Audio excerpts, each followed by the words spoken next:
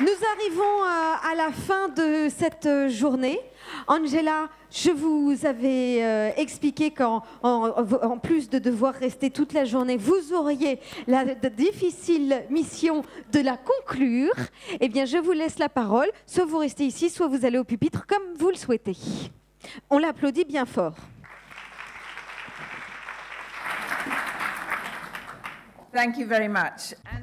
Merci beaucoup.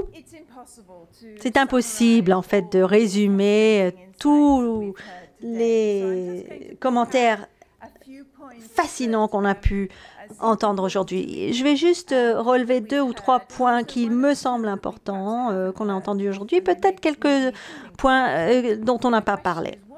Alors, qu'avons-nous appris aujourd'hui? Eh bien, d'abord, on a beaucoup parlé, mais pas vraiment défini notre objectif. Alors, voici une définition de soins focalisés sur le patient qui vient du Healthcare Foundation en Angleterre. Il parle de 3 aspects principaux, personnalisés, coordonnés et qui donne la responsabilité et la capacité de décision au patient en le traitant avec dignité et respect. Pourquoi parle-t-on de soins avec à cœur les biens du patient? Eh bien, c'est la seule manière vraiment de voir les soins de santé. C'est à travers le point de vue du patient. Alors, en fait, ça ressemble souvent à cela. C'est un processus qui lui enlève, qui lui retire toutes ses capacités, toutes ses forces, toute sa capacité à prendre des décisions. Il est simplement une victime de cette pathologie et n'est pas capable de trouver la solution lui-même. Et comme on a pu le voir aujourd'hui, malgré toutes les lignes directrices et les réglementations, etc., les soins de santé sont vraiment contraints dans des espèces d'un carcan de réglementation. Et en fait, cela rend impossible un processus individuel, personnalisé. Nous sommes tous différents après tout, donc nous avons besoin de cette personnalisation. Et lorsque les soins de santé deviennent plus efficaces, ça devient également de plus en plus complexe et éclaté. Des personnes qui ont besoin de faire appel à plusieurs services distincts se sentent souvent perdues. Alors, il faut surmonter ces problèmes et d'aider les patients à utiliser ces ressources essentielles que l'on lui propose. Mais on leur propose des ressources de très grande valeur, mais eux sont aussi une source de valeur essentielle dont nous ne faisons pas, dont nous n'utilisons pas suffisamment. Donc, on pourrait les décrire telles. C'est une ressource qui peut rendre les soins de santé beaucoup plus efficaces, améliorer sa qualité, sa sécurité, et donc utilisons cette ressource. Et il y a bien sûr différentes manières de faire en sorte que les patients contribuent efficacement à ces procédés. J'en ai listé quelques-uns ici, mais j'ai une autre diapositive avec une autre liste. Il y a des manières diverses et variées pour les patients de rendre leur contribution efficace. Et on pourrait renforcer cela en organisant nos systèmes et en faisant en sorte qu'ils reconnaissent mieux ces contributions de la part des patients. On a beaucoup parlé aujourd'hui, en utilisant différents mots pour décrire la même chose, mais de coproduction ou de co-création. Pensez au patient comme un membre de l'équipe, tout simplement, qui va nous aider à choisir le meilleur parcours de soins. Ça veut dire travailler avec ces personnes, pas faire les choses pour eux. Ils sont nos partenaires dans cette économie de la santé. Pourquoi on leur demande, pourquoi on ne devrait pas leur poser la question qu'est-ce qui vous arrive, mais qu'est-ce qui est important pour vous et les aider à atteindre leurs objectifs.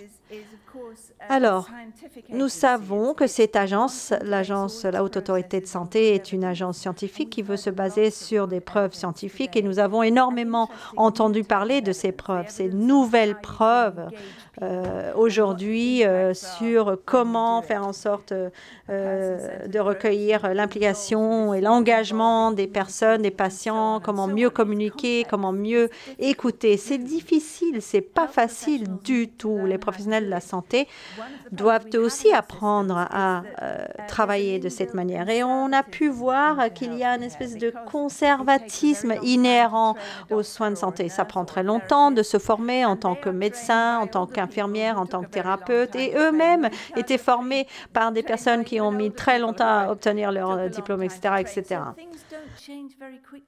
Donc les choses ne changent que très lentement. Et il faut être courageux pour changer la manière dont les gens ont appris à penser. Et bien sûr, les professionnels de santé sont motivés à vraiment apporter la meilleure solution à leurs patients. Mais peut-être n'ont-ils pas la possibilité vraiment d'avoir ce regard critique et de se remettre tout en question. Un bon système vraiment nous permettra de faire appel à cette analyse critique. Et travailler avec les patients nous permet de le faire. On a parlé un petit peu de l'information sur la santé et l'importance de cette information pour les patients. En Europe, en Amérique du Nord, la population est très bien éduquée. Tous presque ont accès à l'Internet et sont à même de trouver toutes ces informations elles-mêmes. Comme cette dame à l'écran, ils cherchent parce qu'ils veulent mieux comprendre ce qui leur arrive, quelles pathologies ils ont, etc. Mais souvent, ils tombent sur un système de soins qui est trop optimiste. Les bénéfices de différentes interventions, qui coûtent très cher d'ailleurs, et pas beaucoup des risques, pas beaucoup sur les risques et les points négatifs. C'est pour cela qu'on investit tellement dans l'évaluation des technologies de santé, parce qu'on veut vraiment comprendre ce qui se passe dans ce domaine. Mais n'oublions pas que les patients sont aussi des utilisateurs de nos systèmes d'évaluation de systèmes de santé, ainsi que contributeurs. On a aussi parlé du partage de décisions. Il faut que les patients utilisent les produits du HTA et donc il faut faire en sorte que les preuves soient décrites de manière très simple pour qu'il n'y ait pas que les médecins qui comprennent ce qu'on leur explique. Et on sait comment le faire. C'est la bonne nouvelle. Karen Soupo nous a expliqué, nous a parlé des aides à la prise de décision des patients. Donc, ce sont des aides qui présentent ces informations aux patients de manière simplifiée. On les a testées sur beaucoup de personnes différentes, y compris des personnes avec un niveau d'éducation assez bas. Donc, cela porte ses fruits. Donc, il faut, comme je le disais, voir les patients en tant qu'utilisateurs des produits. Mais il reste un autre défi, peut-être le plus grand défi de tous, c'est que beaucoup de nos recherches portent sur des interventions précises ou des pathologies précises. Mais dans la vraie vie, beaucoup du budget est dépensé sur des personnes qui ont de multiples pathologies. Si on regarde les statistiques de la multimorbidité, cette personne qui a du diabète, de l'arthrose, une lombalgie, de la dépression, quel serait l'impact de leur donner encore un médicament en plus ou cette façon de faire? On n'a pas les réponses à ces questions parce que les recherches cliniques sont trop précises. Elles ne parlent en fait que de patients qui n'existent pas vraiment dans le monde réel. Donc, il faut changer la recherche que l'on fait, mais aussi notre manière de travailler avec les patients pour vraiment surmonter ce problème. On a des populations de plus vieillissantes, donc on fait face à des pathologies multiples et des problèmes sociaux également. Et donc là, il s'agit d'un changement démographique qui nous impacte ici en Europe, mais en Amérique du Nord aussi. Donc l'augmentation de pathologies chroniques. En Angleterre, on estime que 70% de nos ressources de la sécurité sociale seront allouées à des maladies chroniques. Il y a des professionnels de la santé qui disent qu'ils passent beaucoup de temps à gérer des maladies chroniques, mais cela ne représente qu'une toute petite partie. La plupart des maladies chroniques sont gérées par eux.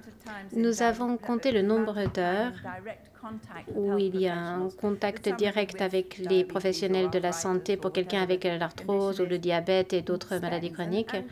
Et disons, calculons un usage assez élevé des services de santé, par exemple avec une consultation de 15 minutes par mois, ce qui représente 3 heures par an. Alors, il y a 8760 années par an. Cela signifie que 99,9% du temps, c'est le patient qui s'occupe de lui-même.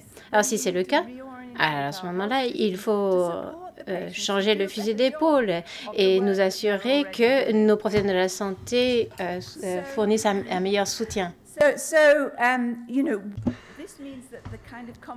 Ça veut dire quoi? Ça veut dire que ce qu'on a pu dire aujourd'hui, ce qu'on a pu dire dans cette salle, ça doit être vraiment le sujet de toutes nos conversations, qu'on travaille vraiment sur l'idée qu'il faut atteindre les objectifs que ces personnes eux-mêmes se définissent. Et peut-être qu'ils définissent leurs objectifs très différemment par rapport aux médecins. Peut-être que le patient ne va pas dire, eh bien, ma priorité numéro 1, c'est de réduire mon niveau HP1 ou alors vraiment réduire mon hypertension. Peut-être qu'ils diront plutôt, eh bien, ce qui est important pour moi, c'est de me sentir suffisamment bien pour aller au mariage de ma petite fille le mois prochain. Et comment pouvez-vous m'aider à le faire? C'est très bien. C'est un objectif avec lequel il faut faire. On a aussi conduit une étude sur ce qui se passe lorsqu'on inclut les patients dans la gestion de maladies chroniques. Et il n'y a là que des bonnes nouvelles. Il y a moins d'essais cliniques, mais 19 de ces essais qui vraiment essayaient d'évaluer ce qui se passe lorsqu'on inclut vraiment les patients, eh bien, ils ont une meilleure santé physique, émotionnelle, psychologique, moins de dépression et plus de capacité à s'auto-gérer. Là aussi, on a parlé des différentes capacités qu'on peut avoir et l'importance de ces capacités à gérer les situations. Et puis, bien sûr, j'ai moi-même pu lire énormément d'études, mais là, il s'agit d'une étude qui a été publiée récemment qui a passé en vue beaucoup de différentes méthodes et puis les améliorations. Et c'est comme ça qu'on arrivera à une meilleure rentabilité de notre système de santé.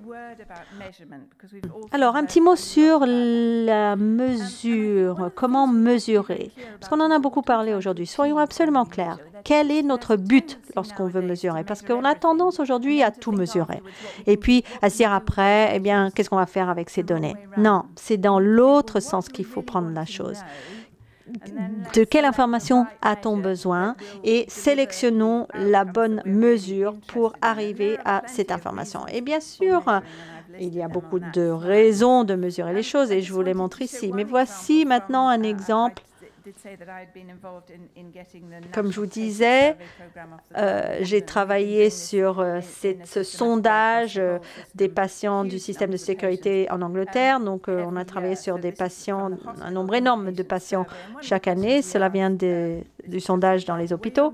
On a posé la question, on vous a posé suffisamment de questions? Est-ce que vous étiez impliqué suffisamment dans les prises de décision sur votre traitement? Il faut comprendre que c'est une question qui apparaît dans tous les documents de stratégie depuis 20 ans en Angleterre. Et quelqu'un a parlé de la réunion à Salzbourg, Nothing about me without me. En fait, notre ministre de la Santé a adopté ce slogan il y a 6 ans. On en parle beaucoup, mais que fait-on? Lorsqu'on regarde les résultats de ces sondages, on voit que la courbe est plutôt plate. Oui, bien sûr, à la fin, ça commence à monter. Peut-être qu'on commence à voir des résultats, mais le message que je veux vous faire passer, c'est que ça prend du temps. Ça prend énormément de temps de changer les points de vue, les cultures, les attitudes. Mais il faut continuer à y travailler et je pense qu'on peut commencer, on commence à voir les résultats, mais nous n'y sommes pas tout à fait. On peut utiliser également ces données pour segmenter la population. Voici un exemple de la différence entre personnes qui n'avaient aucune pathologie chronique, une seule pathologie chronique ou plusieurs. Et on a trouvé que les conditions, les pathologies chroniques sont vraiment moins bien soignées lorsque ces patients se retrouvent à l'hôpital. Donc vraiment, c'est un autre problème auquel il faut trouver une solution. On a parlé des PROMS aussi. Voici le Q5D5L. Les économistes en raffolent. C'est utilisé de manière répandue en Angleterre. On utilise ça pour mesurer tout le monde. Et 25% des actes chirurgicaux utilisent ce genre de données. Bien sûr, il y a là des sujets tels que la mobilité, les soins personnels qu'on peut faire soi-même ou les activités hebdomadaires, quotidiennes ou la douleur. Mais en fait, ça n'a pas eu comme point de départ l'implication du patient. Voici comment on présente ces données. C'est une manière de le faire parmi d'autres. C'est peut-être parlant pour les professionnels de santé, mais pour les patients, pas du tout. Donc là, il faut vraiment rendre ces données utilisables par les patients. Mais je vous disais, on a vraiment posé la question aux patients, qu'est-ce qui est important pour eux? Que devrait-on mesurer par rapport à leur expérience, leur vécu de leur pathologie et du résultat? Et en fait, ils nous ont donné ce genre de réponse. Alors, pour certains d'entre eux, peut-être c'est pas étonnant, mais cette impression d'avoir une capacité individuelle à décider, une absence de stigmatisme, le fardeau du traitement, avoir l'impression qu'on vit dans un environnement sécurisé, se sentir seul, la solitude. En fait, là, on a posé la question aux personnes qui souffraient de pathologies à long terme parce qu'on veut s'attaquer à cette multimorbidité parce que c'est vraiment quelque chose que l'on n'a pas encore traité. Mais je pense qu'il est vrai que les mesures ne suffiront jamais. Mesurer, publier les données, ça ne change rien. C'est important, oui, mais il faut également trouver autre chose de plus.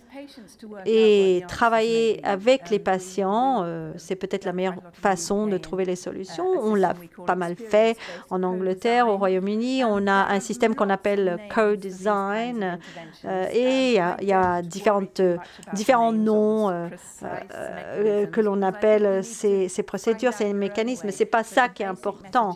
Mais le message, c'est si vous avez un problème, si vous l'avez mesuré et l'identifié, eh bien ensuite travaillez avec ceux qui vous aideront à résoudre ce problème. Et beaucoup de patients le sont tout à fait. Le chemin est long. On a beaucoup appris.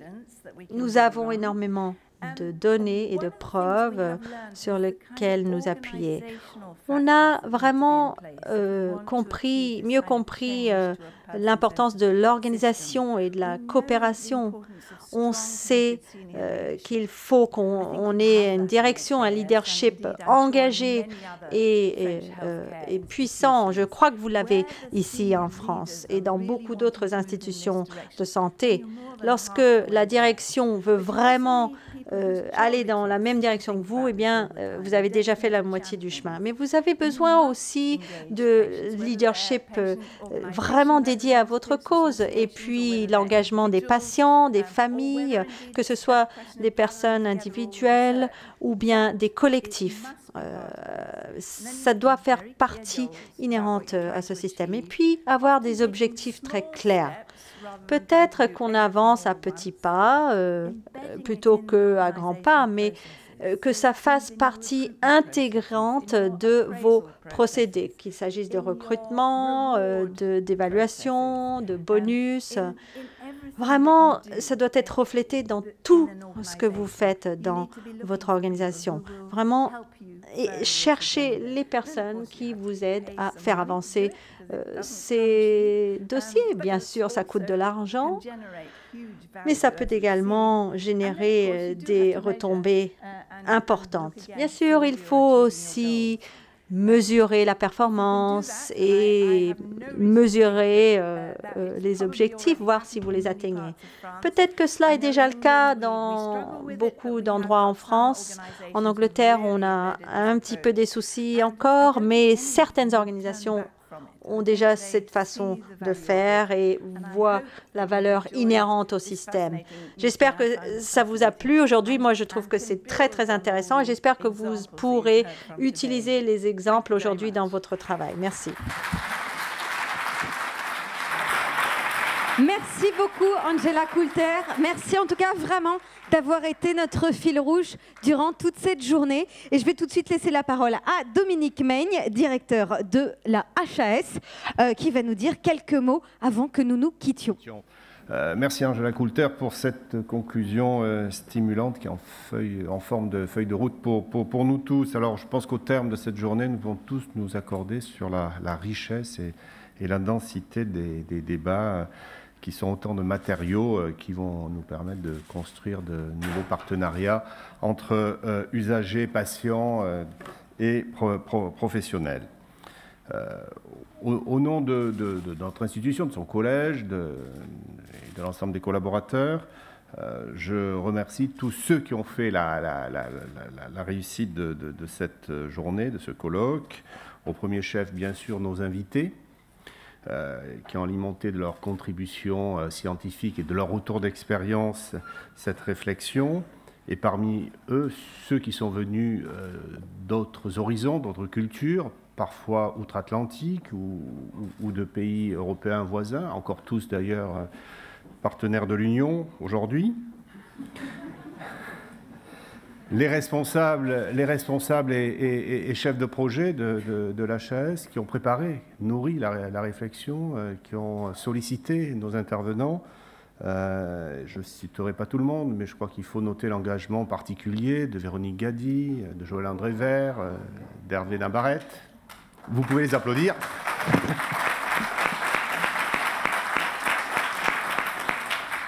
Bien sûr, l'équipe organisatrice. Une mention particulière à notre animatrice, Maude Guillemin, et